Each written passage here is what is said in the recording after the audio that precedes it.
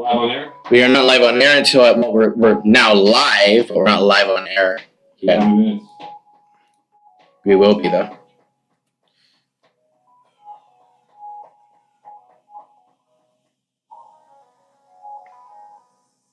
All right, we're coming in 5, 4, 3, 2, 1.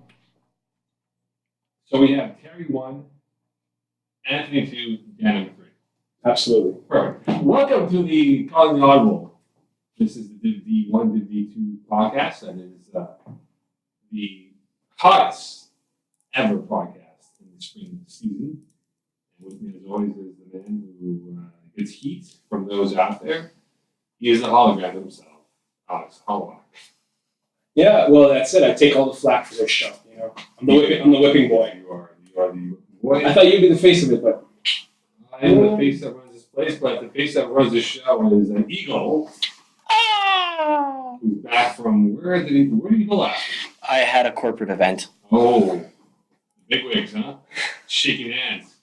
And kissing babies. Did anyone mistake me for a valet service? Here's my keys, sir. Funny story. I've been mistaken for someone's child at work. Oh, is this your son? Yes. He actually works in the computer section of the The computer section. Yes. All right, this is the Calling the Audible. We're almost at the halfway point of the season. We're through 4 weeks. We have one more week before the midpoint. Just a reminder again, guys, there are now, according to my calculation, 6 games left. Mm-hmm. You need 5 to be eligible. So if you want that little bumper, start playing your guys now who you're having to have for late July or August for playoffs. yeah, call up those guys who are slow to get off their couch. Tell them to shake off the dust and make their way to the field. They're not much more leeway at this point. Absolutely. Let's talk about leeway and let's talk about the recap of Wednesday. We'll go with the first game, probably the best game out of the Division D-1 this past week. Go Ghetters winning 22-20 over Global Gym Purple Cobras. And now, remember, for the Go Getters, we're missing a bunch of guys who are in Mexico having fun in the sun when it's sun over here. I'm not going down January, but Dylan Daou, 18-27 for 130, 3 TDs, 2 INTs. Tony Corey with 11 catches, 72 yards, formerly of Division 1, summing in. Ryan Anthony Stephen with 1 catch, 21 yards. This was a slugging out defensive fest between him and Global Purple Cobras. And at the end of the day, Global Gym Purple Cobras. Whatever. Yeah, exactly. We'll call them Purple Gym. At the end of the day, Ghetters win. Their defense played well, and Dylan Daoud came up with the cherry on top INT to seal the deal. Are you surprised by the fact with so many guys who went there, they still came away with the victory over a respectable Purple Cobras roster? Well, this is the way I look at it, right? We would have thought going into the week that they would be in deep without the Basher Bros, J&J, Jordan and Jeremy. But Dylan did a good job during the week, piecing together a formidable roster for this matchup. Like you said, he went out and he got Tony Corey to step in at snapper. He got Jordan McInnes, who didn't show up on the stat sheet, but made his presence felt in the game. He wasn't wearing a number, that's why. He wasn't wearing a number, but definitely a two-way stalwart player that can fill the void. So Dylan struggled a bit in the first half. The blistering rush from Brandon Aylward was getting to him, getting in his kitchen, messing up his cooking a bit. You know, that fine cuisine. But Dylan came through in the second half, started to shove Tony Curry down their throat until submission, and in the end made the key stop to get the win. So, I just thought that I thought Purple Cobras never got the rhythm with their offense, and it showed in the first half. Eric Matarino was only at 15-27 for 132, 3 TDs, 2 quick INTs, and when it came down to it, I thought they got fresher. Whereas Go Getters. Second week in a row, I think the second time in the last 3 weeks, they played very good defense. This may not be the most prettiest team in terms of style of play, but the grit, the blue-collar mentality has helped them. And they came away with a huge victory because look at them right now. If they get to the playoffs, I wouldn't want to face them in the first round because they had that much to upset a team that might be ranked higher than them. Well, you got to look. Matthew Barsetti had a big impact on this game. He put up an all-world rushing effort against Eric Marino and basically shut him down. I'm not impressed with the Purple Giant Cobras this week. Even without Christian Sarantola in the lineup, this looked absolutely nothing like the team that easily went before Frosty Bronson's last week. So it seems like there's a bit of a... yeah, sure, if you will. But it seems like there's a little bit of variance week to week with this team right now, and I really want to see them steady it out because I know that there's some good potential there. All right, a close one, which was KHP Raw against backyard Bruisers, 20-19 victory for KHP Raw over the Bruisers. Our boy DG10, once again, looking like an MVP for the quarterback of the year race. 19-26 for 194, 3 TDs and 1 blemish, an INT. Whereas Chris Pandas playing much better now, 15-21 for 164, 3 TDs, and Ryan Garber, 5 catches for 3 touchdown grabs. A big victory for KHP Raw. I saw a bit of it looking from my field to their field. There were some throws that DG10 made that only in the NFL can be made. That's not what it is. But I thought for backyard Bruisers, this was a tough pill to swallow because this probably was their best effort from the team perspective. It felt like everyone was there from top to bottom of the roster, and they just couldn't come up when they had to. And when you look back on this, Alex, we talk about extra point attempts here. You think about it, moved by 1. They could have had 3 in total to make 21-20, and they missed on 2 extra point attempts. Well, there's a couple of things that I take offense to in what you just said. And first, I want to bring up this is because this is sweet. I love this part. I told you so, Moe moment. Last week you said that DG10 would wash the Bruisers. And he did. Cover some kind of ridiculous spread. And he did. They won by 1 point. It doesn't matter. A win's a win, my friend. A win's a win, but when you're giving them a 9-point spread to cover, they win by 1. They didn't win. They didn't cover the spread. Secondly, you said DG10 looked very average in this game against a solid defense. All right, 3 TDs to 1 INT is not what makes an all-star. Tom Brady back in the day was going for 152 yards. I'll tell you who the real star of this game was. It was Gabe D'Amico. He took over this game. He had 4 sacks. He put intense pressure on Chris Pandas, who finally got his jersey situation sorted out. Thank God. It seems he did register stats this week. So Gabe D'Amico had a big game. Ryan the Garburator with 3 Ryan Garber the Garburator because he eats up all the It's trash. the machine you put in the kitchen sink such that when things fall in. Please look it up for me, please. I'm telling you what a I carburetor want is. you to look up on Webster's dictionary. I just we just blew Mo's mind right now. Ryan Garber I'm is a sorry, we're in Garburator. the high-end society where you have a carburetor in my sink. You have a garbage can. Garbage disposal unit, also known as a garbage disposal, waste disposal unit, No, garbage disposal, or in Canadian English, because it's a Canadian word, carburetor, is a device, usually electrically powered, installed under a kitchen sink between the sink drain and the trap. And it's 2 blades, typically it could be 4 or whatever, that spins when you push it to dissolve all the stuff that falls in your sink so you don't have to call a plumber. You know what you reminds me of right now? What's that? Look at that guy. The ShamWow guy. That's like a ShamWow promotion right there. Because I ain't do this all day. So Ryan Garber's the Garburator. He swallows up those quick little catches around the goal line. He had 3 touchdowns today. He doesn't have to be pretty, but he makes it happen.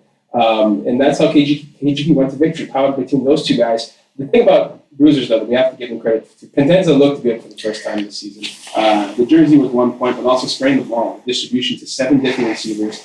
They couldn't finish when they had the chance in this game, testament to only 3 touchdown passes. But this was also a slow game with both offenses kind of drawing out the clock and limiting the number of possessions. So there was a lot of positives for the Bruisers to build off of. The only thing is it's tough now that you're 0-4 and you're looking to build positives. Well, let's talk about this now. Looking at the standings after 4 weeks of play here, and we will get the playoffs stands up probably around week 5, week 6 Eagles? Usually around week 6, yeah. Yeah, week 6, so everyone has a better idea where they stand because we always get the question, where do I stand? Am I a first place team or am I a 15th place? Am I even in the playoffs? I don't know. Why don't you go check the standings? If you're 0-5, you're likely out. Yeah.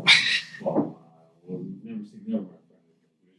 But right now, for backup Bruisers at home, 4 6 games to go, we said the cutoff point minimum would be 4 wins to get. That's not what I said. I said it would be 2 wins. 8 out of 9 teams make the playoffs. That's why it's mediocre. It's 5 for 2 wins. I think maybe 3, okay? But right now, at 0-4 6 games to go, let's say 3 wins. Can they get 3 out of 6 to get in the playoffs right now? Well, I need to know who they're playing against. We did discuss last week, well, as you pull it up perhaps, that they do have one of the most difficult schedules ahead. And it's kind of a murderer's row, if you will. I mean, what kind of teams they go against. SOB, Fun Boys, Purple Cobras, Ghetters. Zoo could be a win for them in top season. So it could be 2 out of.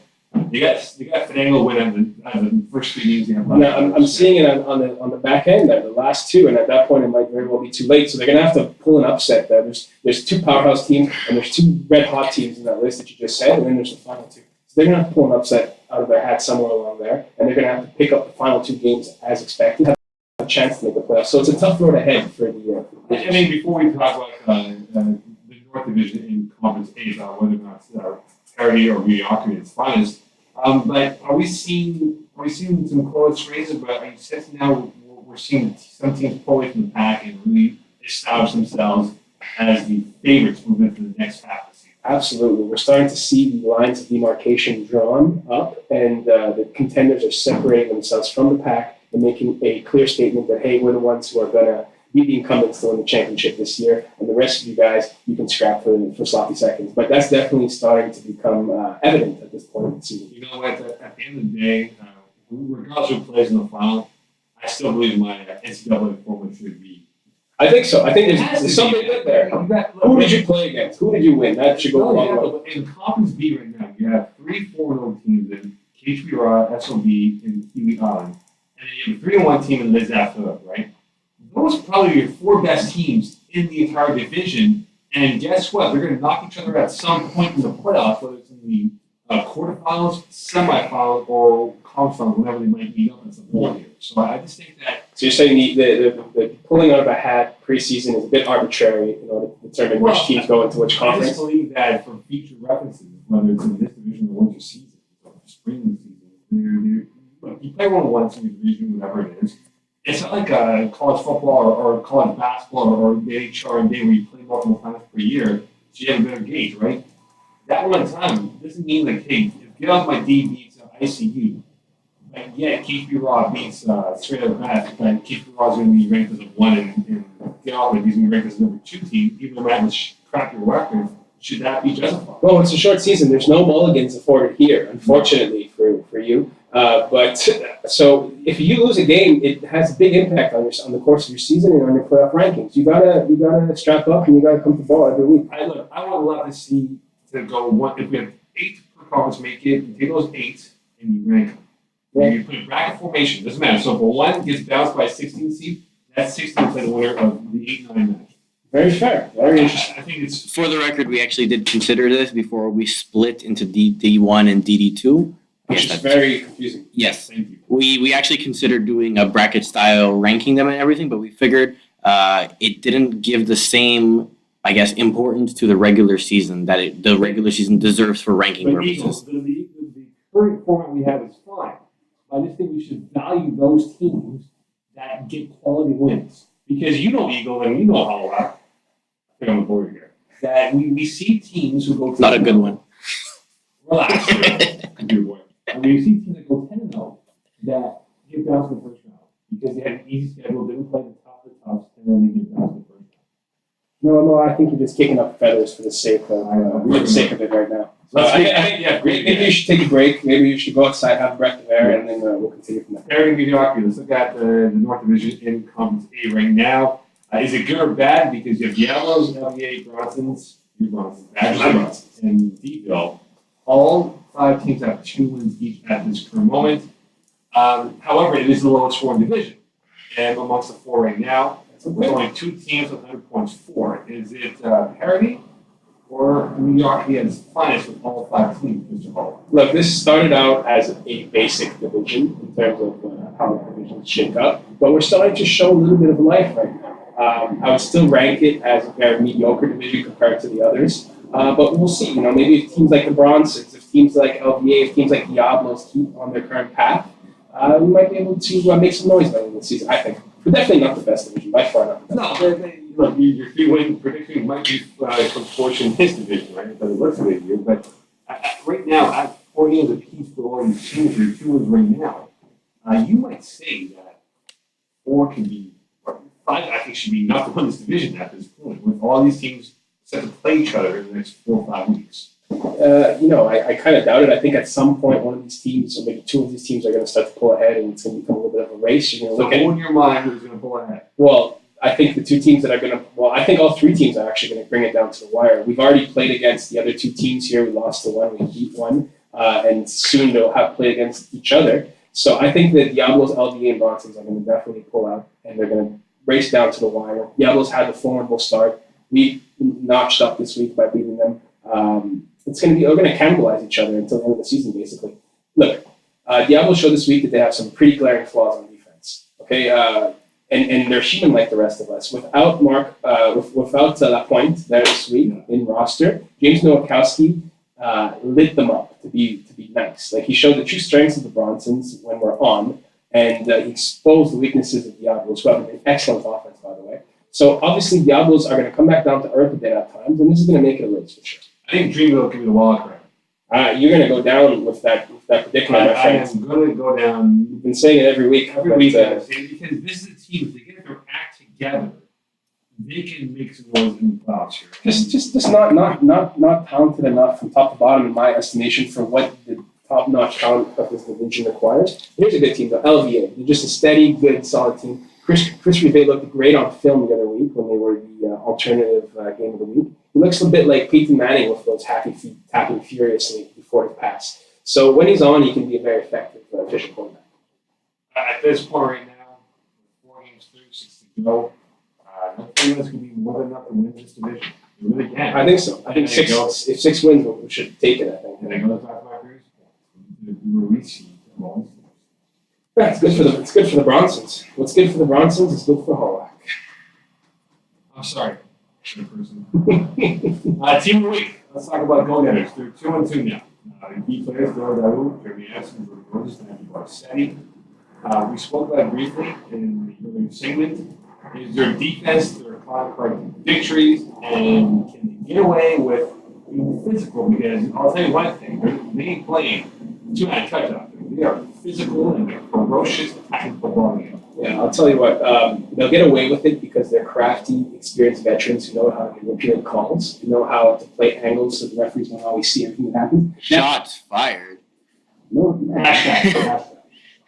not at all. But that being said, once it blows up, it's going to be on a nuclear level. There is going to be like an explosion this year. The flags will fly, cooler heads will not prevail, and it's going to be a sight for everybody watching. I think their defense will win them a few more games. I just feel, and the question I'll ask you is that: do you trust Dylan Daoud with 5 plays going to be down by 5? There's extra point down. We can't forecast. You're down by 5 plays to go. Can you trust him as a quarterback to win you a game? I saw him make some clutch throws, but then there's days or there's weeks past where I ask myself, how is this guy playing quarterback at this level? But who's he good or bad? At that position. So if you're asking me if 5 plays to go, if I'd rather be on offense or defense for this team, I'm going to tell you right now it's going to be defense. I don't want to trust the ball in Dylan's hands just yet. I do think he's a developing quarterback as he's coming along, like you said. But right now, this defense is just too vulnerable. Put my D on there if I have 5 plays to go and I have to defend home turf. I think I can trust him because he shows one tangible, which you know very well as a quarterback, steam the clock into the last second. Oh, and he throws darts. I like that. Yeah, and he'll take, this is, obviously you can't see the camera, but this is the rusher will be there at that point, and he'll wait till the last second, he'll torque his body, and he'll make a completion. Yeah, and he's got a pretty cool, almost 3/4 release, so I like that too. A little bit Matthew Stafford in And he always says baby a lot. Oh, yeah, baby. Let's play baby. That's what I'm talking about, baby. Okay, Bruins. They have QDON, there's that Bruisers, SOB coming up. 4 very tough games out of 6. Yes, sir. At 2-2.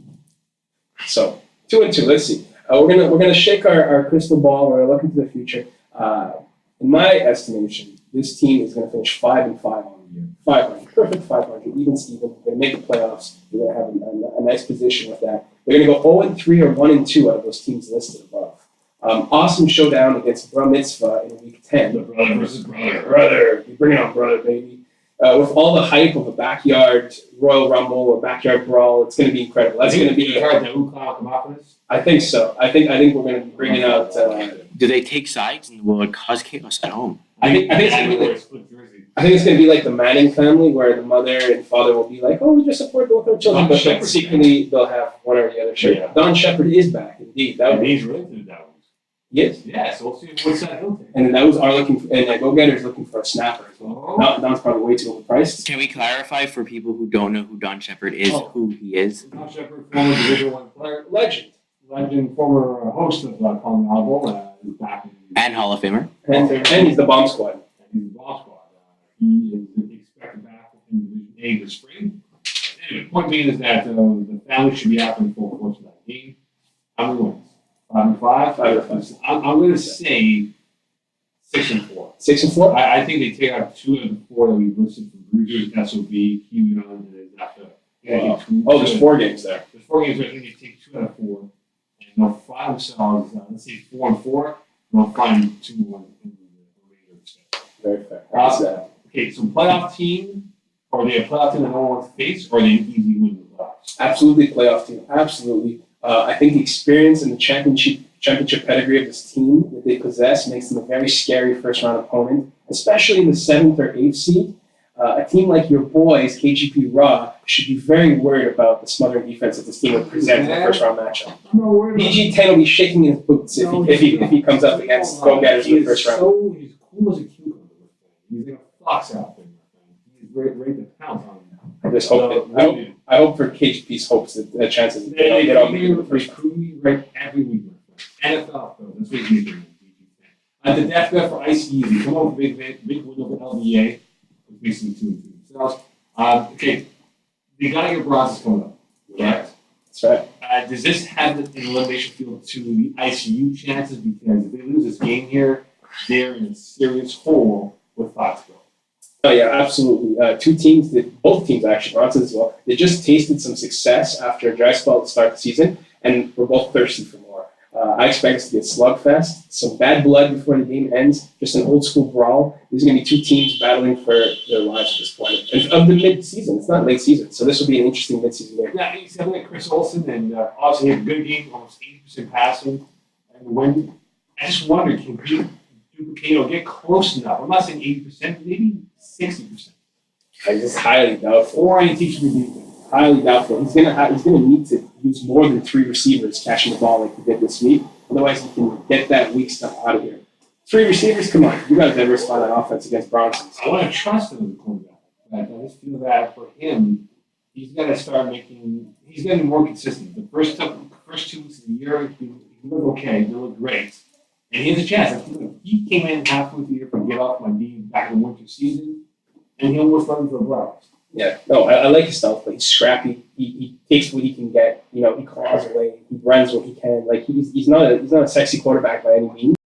But he's effective and he wins games. So this is the KSP here then, with 5 sacks. You never know with KSP. His production is always steady, but you literally never know what planet he's vibing on in his own head. Like he's on a different frequency from the rest of us, and I absolutely love that guy. So we'll see when the time comes what Kevin St. Pierre planet he brings to the field. One answer: more dangerous than Bento or Eddie Lee.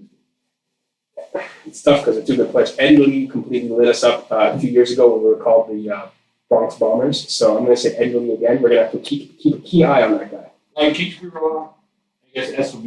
That's a future showdown. They're both undefeated right now. Are we getting ready for the ultimate showdown between these 2013 to week 7?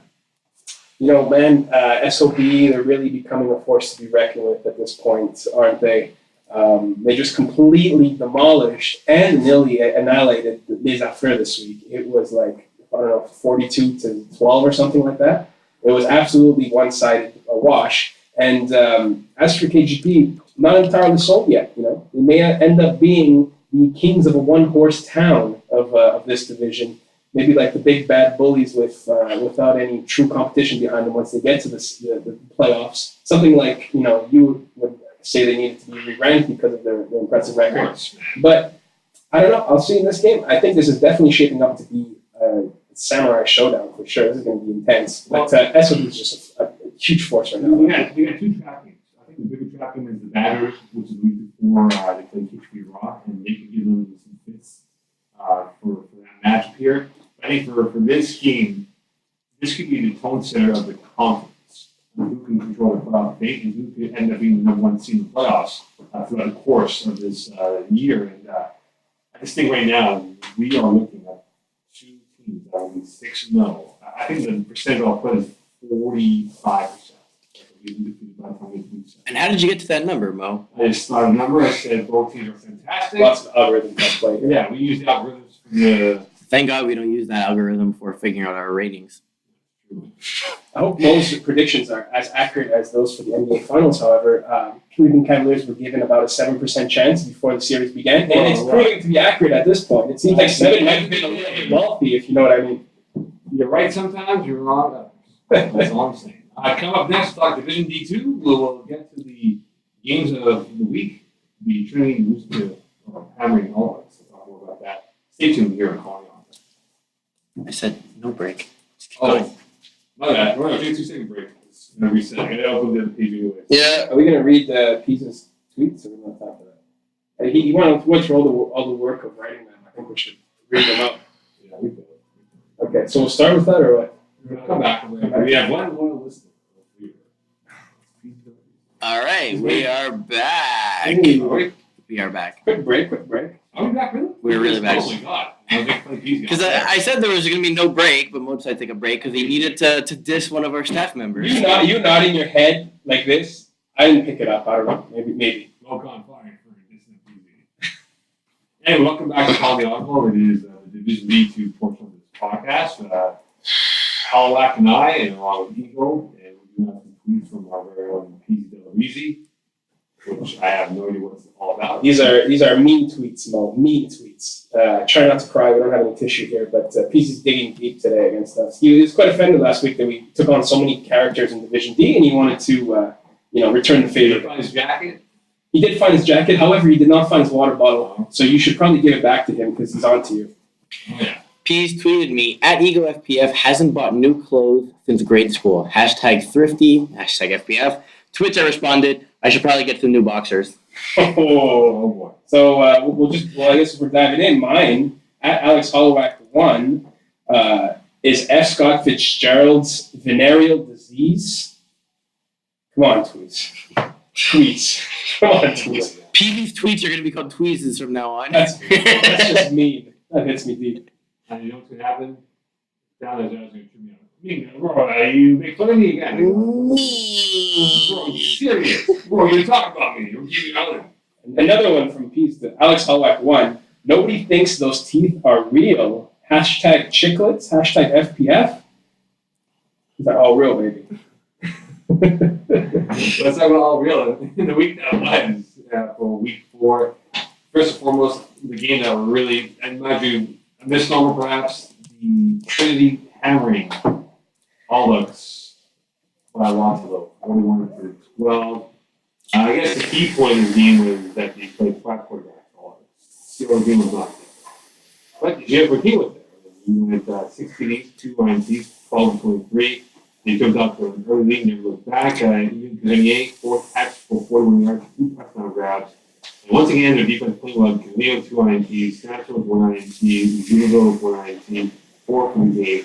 This was a pure outclassing the inferior opponent this time around. Training was very good. Listen, 5 different quarterbacks, maybe 5 quarterbacks for 5 completions, maybe 1 completion each quarterback. This was not a game. I mean, Trinity hammered all hooks, a team that was without its all-star QB, and replaced them with 5 different guys who couldn't hit the broadside of the barn.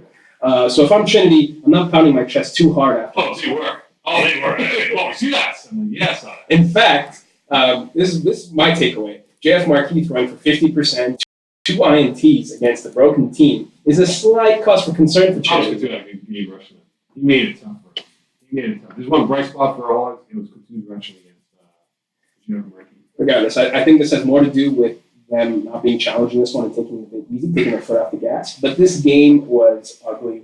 And, Trinity's going to have to come back with more intensity next week because this was such a letdown game. The next game might actually end up being a trap.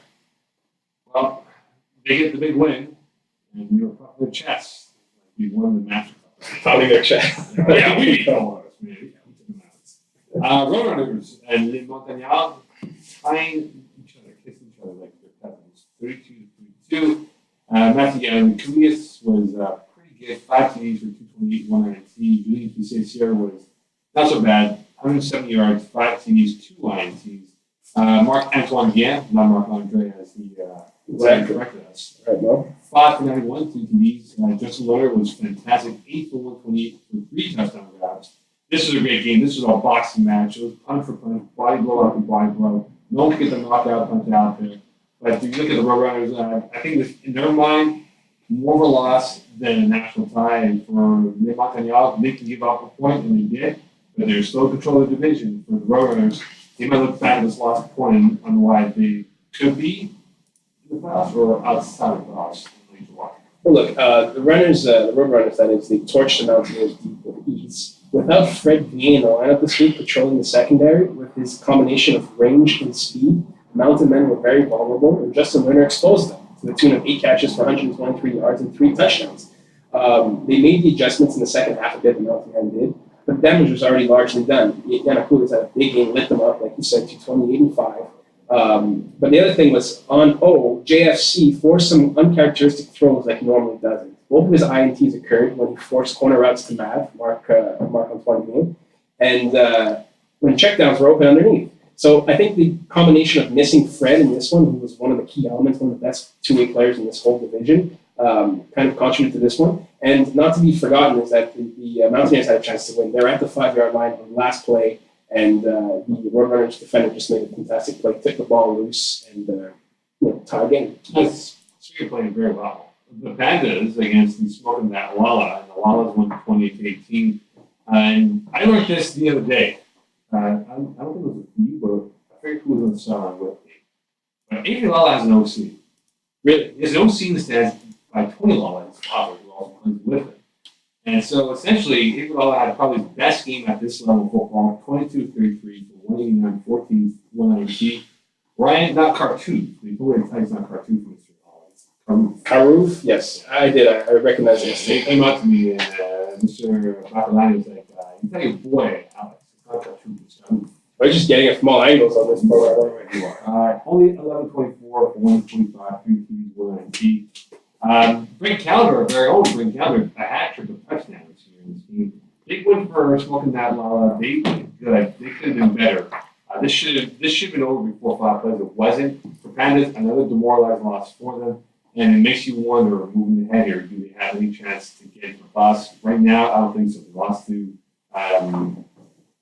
that team. I'm using them right now. Pandas did? The Pandas lost to Last week? yeah, Norfolk and Chance. yeah, Norfolk and Chance, NIC. I was thinking NTC for some reason. But they lost to NIC and lose to Lalla. I just got that name now. What does it mean? No Falk in Chance. Norfolk. Norfolk and Chance. Now say it really fast. Norfolk and Chance. There you go. Oh! For the Pandas, and all that talent could be going to waste this year.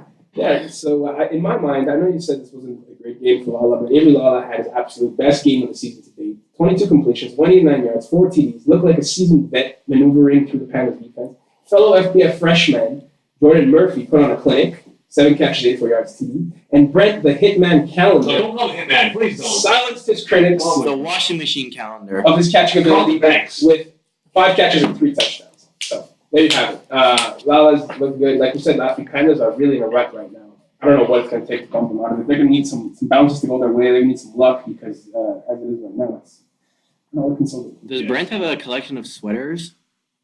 I'm sure his girlfriend dresses him every day. Wouldn't be surprised. Me neither. It's probably a smart thing. You know how I know Brent's pissed at me? I mean, for his own podcast. He'll see me and he'll just like turn his head to like his left and try to avoid me because he's pissed at me. Oh man, Brent's like the most open guy also. He always come up and say hi, so if he's mad at you, you'll be able to tell. I'm surprised we don't have more people mad at you, Mo. Oh man. Oh, there is a lot of people mad at We me. can go to the list of people here. That was Eric pissed at me. Shall I reveal other names from the division? Yes, absolutely. Trinity. Copperfield pissed at me. Who else? Trinity, yeah, they're pissed at me. That's true. OTAs, I think they're pissed at me. Because you call it how it is. I call pilots, yes, that's right. All right, looking at this division though, in the entire conference itself, both sides of the section here, we're seeing some things forward. We talked about that Montagnards preliminary last week. They are in control of the division. Trinity also in control of the division. All hooks, and we'll get to that division very momentarily here. But do you get a sense right now that we're having the upper and bottom halves really in a big pivot where we know who the best is, and everyone else is just a sacrificial run for them come July? You know, I don't like to toot my own horn. No, never. Except in today's and with Y. But I said at the end of the year that we're going to specifically see in Conference D2 or DB, there's going to be a big divide, a big expanse between the haves and the have-nots. Just because of the teams that have those talented, experienced players and the other ones that don't, that are still rising from the lower division, it's going to be a big effect, and that's what we're starting to see in this one. Well, okay, we'll find out how this plays out for them as we move along here, but we're starting to see a real separation of the best and best for you happen. But looking at Conference A in the Northeastern Division race here, in your mind, is this the best division? Because if you were to rank it right now, the top 4 seeds, 3 of them from this division, obviously, with the Division 1. Yeah, that's great. Is this the best division? Yes, we're tweaking. Mo, I'm concerned about you. I think you're doing too many podcasts, my friend. This is the Division D2 podcast, and Conference B North is the best. That's what I'm talking about. Did I not say that? No, you said Conference A North. You said Conference A North. So I disagree with you. I think Conference B North is the best conference in this division. Why so? Well, just because of the teams that are involved. Look, show me the list of teams. This is how Mo stalls while he corrects what he has to talk about. Conference B North. Put the list on. Montagnards, smoking on that Lalla. It's over this division. They're up by 3 points. The Roadrunners are coming back. Are you kidding me? Look at this division right here. North. Sure. You have 3 teams within 1 point of each other. Bulldogs, Warriors, Vikings. Yeah, but Vikings are going to fall. We're going to talk about it in just a second. Vikings are going to tool Oh, off really? in a few weeks, absolutely. And then what are you going to be left with? You have ETC, the rookie team, who's 0-3. You have Still Preaching, who don't have a quarterback. They have 3 quarterbacks. Exactly, that's what I'm saying. So how can this be the best division once the Vikings fall? 3 teams within 1 point of each other for first place. But it won't be that way for long. It's Well, right, so let's look at your division. The Montagnards, they're up by 3 points on Lalla and Norfolk and Chance. You tell me those 2 teams can upend the Mountaineers? Really? I don't think they're going to upend, but I think there's going to be more depth in this division. Man. Roadrunners are coming in. Norfolks are coming in. Smoking on the Lalla coming in. It's going to be a big battle for second place in this division, 6 which is going to make it interesting. And the Roadrunners tied the Montagnards. They're now 4 points behind these guys with 6 to go here. Well, you asked me what's the best division. You didn't ask me which one's going to be the tightest race. It is the best division right now. I We disagree here. think you're correct. I thank you very much. I am right on my division being the best. What's the Warriors going to hold the view? Oh, they're huge. Add it to the list. We add it to the list here. You're telling me right now that division with all those Warriors, Vikings, 1 point separates first and third. Well, I am telling you that because that's the facts. But what I'm also telling you is that you're obviously mistaken, and that Conference B North is the best division. Incorrect, because the Montagnards, we can give them their locker room match right now. It's over. They won this division. A locker room hat? The divisional champion hats that we give out every year. We don't give out hats. We give out shirts. Whatever. You have all of them. We should have the ante this year. Should we get hats and shirts? You know what? I wouldn't mind hats. That's pretty cool. Yeah, hats would be cool. Yeah, or we can do wristband Monstar style. Let's send to HR. Yeah. What if we get like Sharpies so the staff can sign them for the people? Wow, I got myself an eagle. Branded Sharpies. Yeah. That's flash. That's what we love in the world.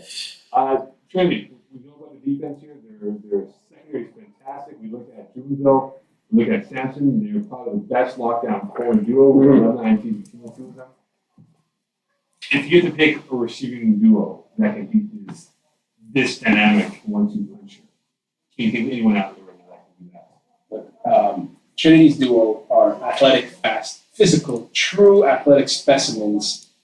It's almost like Dante's 7 Layers of Hell, right? Abandon hope, only you enter here whenever you go up against them. But there is a pair of guys in this division who I would take to take on the Trinity DBs any given week, and that's the Guillen brothers, Av and Fred Guillen. Yeah. I think I'll match up with them. I think they have the best combination of size and speed, and they can really exploit whatever kind of vulnerabilities they may have. They have 11 combined interceptions after 4 games. Yeah. That's crazy.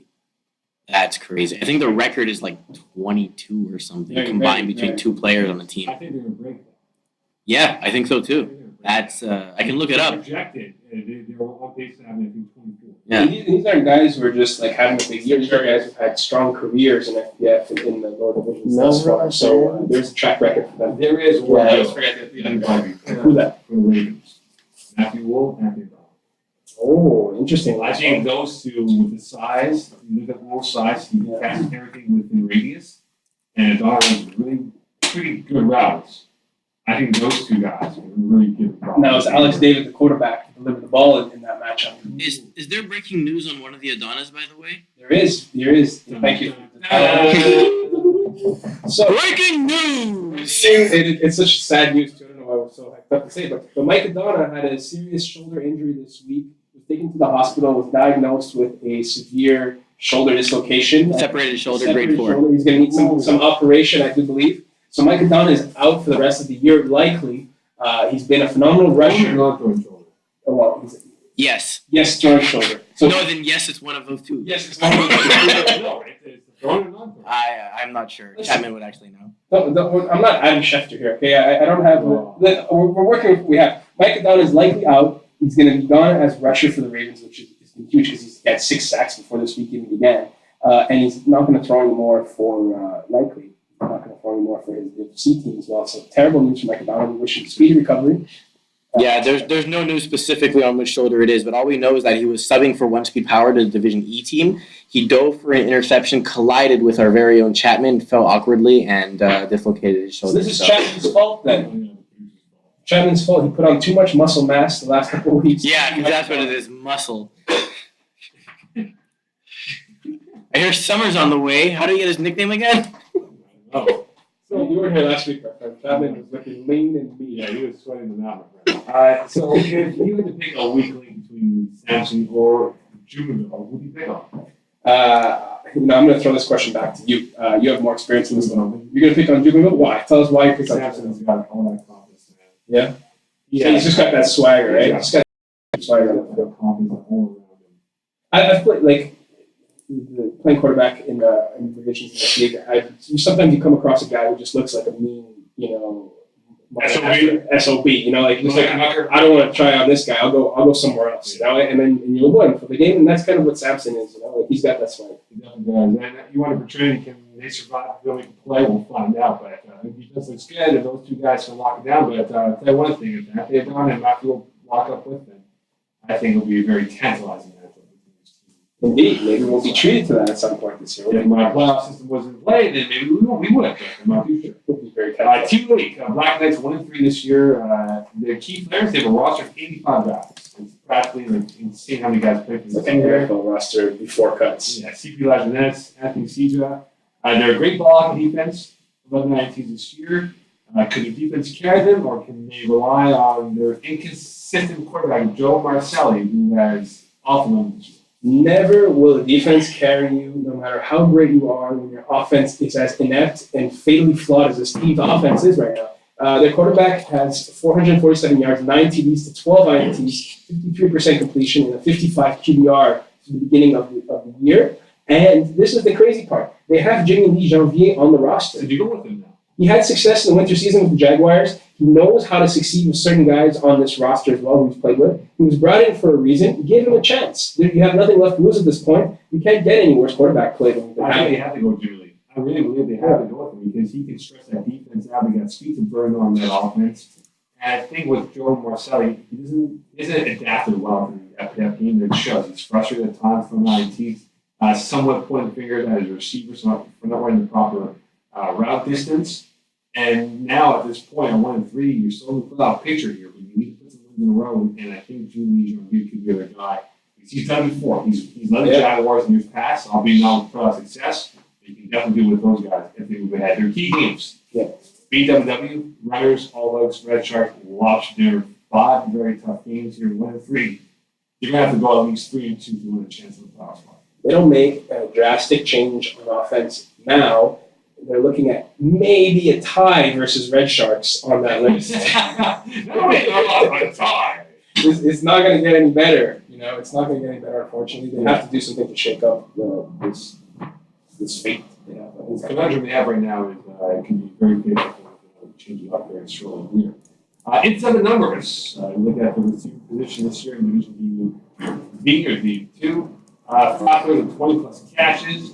My question to you, do you see all 5 surpass the 60 catch plateau this year? My answer is absolutely not. 60 is a big number. You need to be either a real slot machine from a QB who's extremely high volume, like 200+ completions on a season, or you have to be the only weapon on a team with the least adequate quarterback. So they should all be happy if they get 50. I think 50 is a great number and it's achievable, but 60 is not. You know what happens? What's happening? Their ranking goes up, and because of that, their team will have to move up a division because they're individual. And then they'll get smoked in a higher division and they'll come back down eventually. Shouldn't blame us. And the best receiver in this division is Brent Calendar. No, he's having a great year though. But in all truth, I'm going to say Justin Lerner of the Roadrunners. Here's a guy who's consistently succeeded at this level for many seasons. I'd take him if I had the first pick and I was looking to go wide receiver. this is the from Buffalo. Yeah, Very good receiver, underrated, no talks about him. Of course, BW not doing well this year. They're 50-50 right now. Yeah. But he's a really good receiver, good hands. I think he's moved up in the division as we move along here. But it'll be fascinating though. I think we might see two guys hit the 60 cash plateau and see a bunch of guys in the 50 range after week 10. it'll be a good year. It'll be a great year for the receivers in this division. All right, it is now time for Games of the week. All right, we should chat about this, but that's okay. All right, here we go. Game number 1. I gotta go get the games first, actually. Hold All on. right, buy time. Stall some time here. I am definitely You want me to read stalling. out the first one here? No, we had the producer read it. We don't want you to waste your I have to save the content. See, this is what happens when Mo just jumps from topic to topic, doesn't take a break, doesn't So- listen. You told me not to take a break, right? Is that what you told me? Mo, That's correct.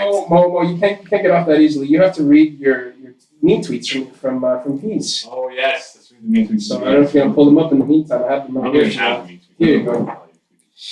All right. If Mo gets so many tweets, he just floods in with the You rest. know how to use an iPhone, Mo. Mogon's facial expressions looks like he doesn't understand the books he reads to children. Yeah. It's clear from Mo's buy and sell segment that finance is not a strong suit. That's incorrect. They're all yours. I had two? I only got one. I got two. Can you read? Wait, here we go. Game for week. Okay, games of the week. In our first game, we have KGP Raw versus LA. We have 3.5 points towards KGP.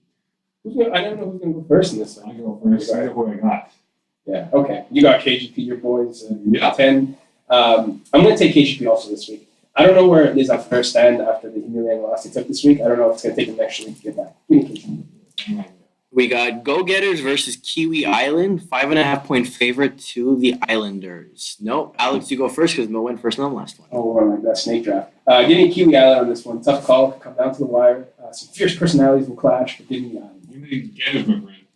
Go Ghetters will win this football game. All right, in our next game, we have Diablos versus Deville. We got 2.5 points towards Diablos. No, you're thinking about I got Deagle, my friend. You're gonna go down with the ship that way. Yes, sir. Give me Diablos though. I got a smooth looking offense, and they're gonna put up some points. In the Battle of the Farm, we got Horns versus Pigs. 1.5 points to a favorite to Horns. I like the pigs in this one, the war pigs that is. I don't like this version of the Longhorns. They should have went in Div C with John Moody at quarterback in my estimation. Would have been more interesting to follow them. It's about the Rabbits, so I'm going with the Horns, my friend. Okay, sure. I'm We have Smoking on That Lalla versus Party Mix. We got 4.5 points towards the mixed team. Me, I got the mix wing. They look very impressive so far through the season. I just don't trust Avery Lalla trying to dissect a pretty good defense or giving the party this one. This is his stepping stone. I'm going to take Lalla, and smoking on the Lalla is to cover the spread at least. And then in probably what we could call a failed Ubisoft game, we have the Warriors versus the Vikings. We have 7.5 points favored towards the Warriors. It's like God is Son, part 6. No, it's For Honor. Whatever. Really? I'm going to take the Warriors to cover the points in this one. I want to like the Vikings, but I need to see them in a tight game versus a big team. I got the Warriors, man. The Raging Rhinos look very good right now. Focus. And the question I have for them, can they close out games to avoid having them be close towards the end? I think they covered well. We're both brown-nosing the Warriors this week. Would be episode. Just taking it easy out to Frosty Land. I didn't learn anything this week. What should I learn? The carburetor. What is that? I have no idea. Eagle? It's a damn machine you put in your damn sink so you can chop up all the food that you don't take out in time. So you don't have to call a plumber. You don't have to get the stupid thing to unclog your drains. You just spin it, it crushes everything, and then you're good to go. I actually know less now at the end of the show than I did at the beginning of the show. Oddly enough. Good night.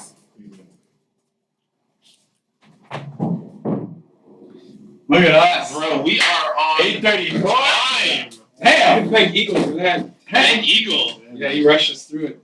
That's what I'm talking about. They were gonna do a break. I was like, fuck They're this. the same to us.